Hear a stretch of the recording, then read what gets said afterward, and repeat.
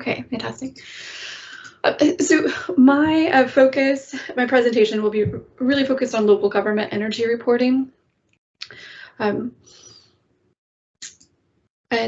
talk a little bit about SPEER. If you haven't heard of SPEER, SPEER is an acronym for the South Central Partnership for Energy Efficiency as a Resource.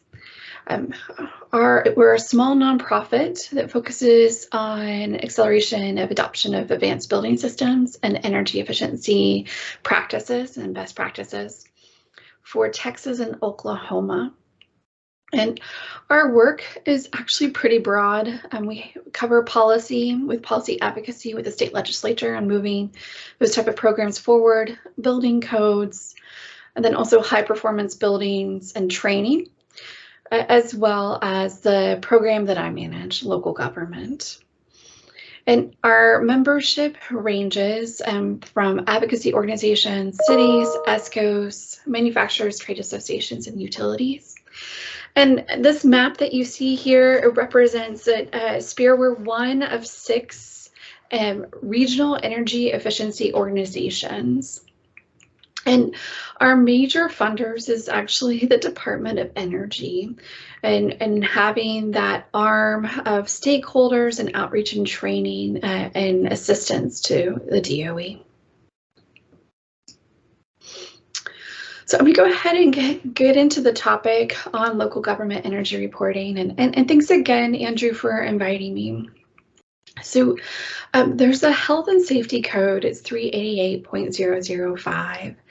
And it's a requirement that political subdivisions, including cities, counties, water districts, and other local government entities, and the 41 non-attainment region or nearing non-attainment counties in Texas to report. And here you see the state of Texas. If you put an overlay of, of course, that aspect of non-attainment air quality issues.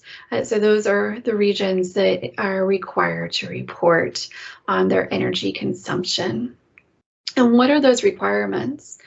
It's to report a established goal to reduce the entity's electricity consumption by at least 5% annually for 10 years, beginning September 1st, 2011. And what does that mean? It means specifically for operations of that entity.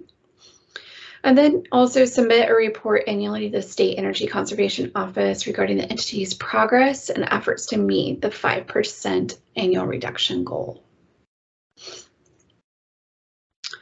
But why was this legislation pushed forward? It was originally introduced in the 77th legislative session, so in 2001, and to reduce air emissions associated with consumption of electricity in counties and non-attainment or nearing non-attainment with the Clean Air Act. And I know I'm speaking to the choir, so I'm not going to go deeper into that, but it's really to focus on the point source aspect of air quality through energy consumption. And they also put this legislation forward to establish an energy efficiency goal for local government agencies and collecting and evaluating energy consumption data and benchmarking performance for peers-to-peers to help public entities and help identify money-saving opportunities. Just great examples, right, is if you work with a school district, you would really want, local government agencies such as the school district to be more energy efficient and use less funds on operations and more funds, right, for the education of students.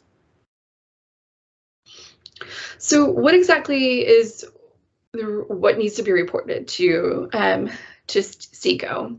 And it's annual electricity consumption in kilowatts. So buildings, traffic lights, street lighting, water pump facilities, wastewater facilities, and then you give your total annual consumption. So you aggregate that. And then with units, they want to know like kind of gross square footage. So what do those buildings look like? And looking at your EUI of the buildings, energy unit intensity. So having that breakdown, so you can really look at where the energy consumption, where are those high points in which buildings, and then kind of create some goals. So identify specific energy consumption measures or policy implemented, and then what resources are being utilized. And then at the very end of the report, you summarize the current and planned progress towards your 5% reduction goal. There's also some optional sections to the report that you don't have to report, but they do request it. And that kind of goes over the natural gas usage, as well as what water consumption. And we all know that nexus through water, energy, and gas. So it's really just to have analysis of consumption of all fuels that are necessary to support operations for a local government agency, and also to benchmark performance.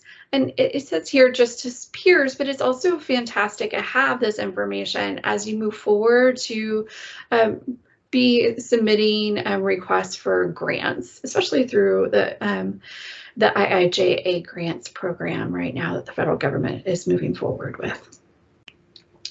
So the State Energy Conservation Office, they want to make this easy for reporting, so there is an online reporting form. It's highly recommended that you bring together all the information needed, and there's a template on their website, or you can reach out to me and I can provide you an Excel template, so you can just type in what you need, and then when you are ready to report, you go to this online reporting form and you can just copy and paste. This form, unfortunately, it doesn't save all the information, so it's good to have it beforehand before you get started. And I did want to highlight that there are several ways to, there's different types of management software out there for energy data. And, there's a free one, of course, through Energy Star Portfolio Manager. And if you're not familiar with using that platform, on our SPEER YouTube, we have a great webinar that kind of goes through utilizing Energy Star step by step. What's fantastic about Energy Star, though, is also it gives you the ability to look at apples to apples. So if you have a 30,000 square foot building for specific use, you can compare it to another 30,000 square foot building, and really see where your building lands in energy consumption and water consumption. There's also third-party programs such as Energy Manager, like Dude Solutions or Energy Cap. And then there's some that are sustainability focused. I mean, just like a Clear Path through ICLEI, or CSWare through Environmentally Sustainable Management, or GRIT Sustainable Endowments Institute. I also want to utilize this opportunity to talk about local government energy resources. And there are several. So there's different resources available to local governments, and that encompasses so much, such as the program that I manage, the City Efficiency Leadership Council, where there's peer-to-peer networking, information, education, and training that I provide specifically to local governments on moving forward resiliency, sustainability, and energy initiatives. We also have, through partnership with the State Energy Conservation Office, we provide technical assistance, as well as they provide technical assistance. They have a great program. I recommend all state agencies and local governments utilize their preliminary energy assessment, their PIAS program. They actually have funding for third-party consultants to come through and really take a look at your energy consumption. And that's important because when you start looking at your energy accounts for your operations, sometimes you're just like, well, where does this meter go? And the preliminary energy assessments, they give an assessment of like, these are your low-hanging fruits on how to reduce your energy consumption. This is where you have an opportunity to even go into a deeper dive and have analysis of current systems. And they'll look at operation and maintenance. And so you can dial down and really examine your HVAC systems or your chillers. And then they also have opportunities where they can do an analysis of your accounts. And so you can find out which accounts, maybe aren't really, you can align them up. Sometimes people have their accounts named by building and the address doesn't quite match up. So they really provide that assistance of kind of looking at those outliers so you can identify your high use buildings and have all that data and information that you need. And they also, we give guidance on energy management policy development and the stakeholder and facilitation process. And then there's also several funding options. So I don't know if you're familiar with the Lone Star program with the State Energy Conservation Office. Right now they're open for applications for a 10-year payback with low interest rates. So that date is a little old, but the open enrollment deadline is going to be in August 2022. And I'm happy to toss that link in the chat when I'm done. And then remote energy audits. So analysis of energy profile, just like I mentioned, like examining of accounts. And so you don't necessarily need to have a staff person assigned to them. They just examine your account information and they identify energy efficiency opportunities.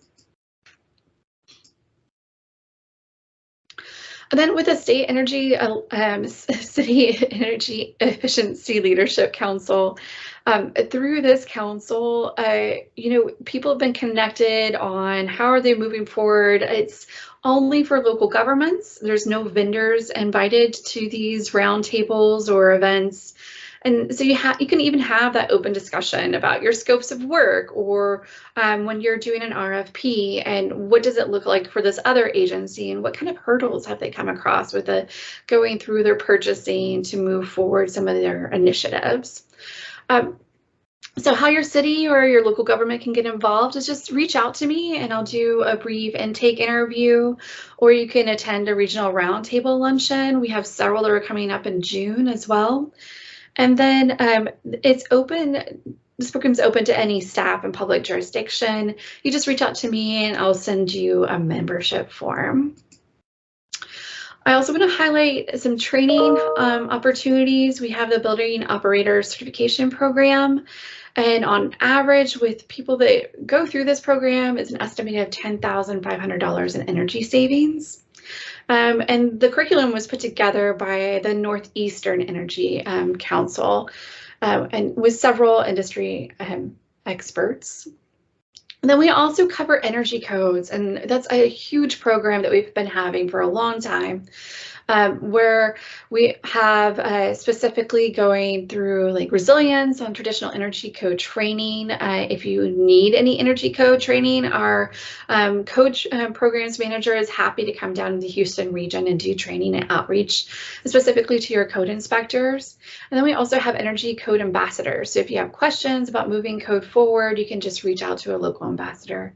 And several collaboration opportunities.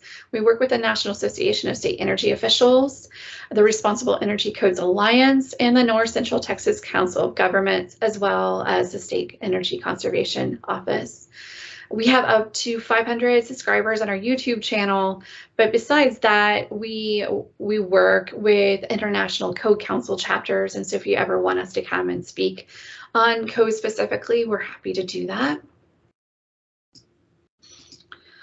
Last but not least, the key dates for reporting is February 1st, and I will be leading several training, energy reporting training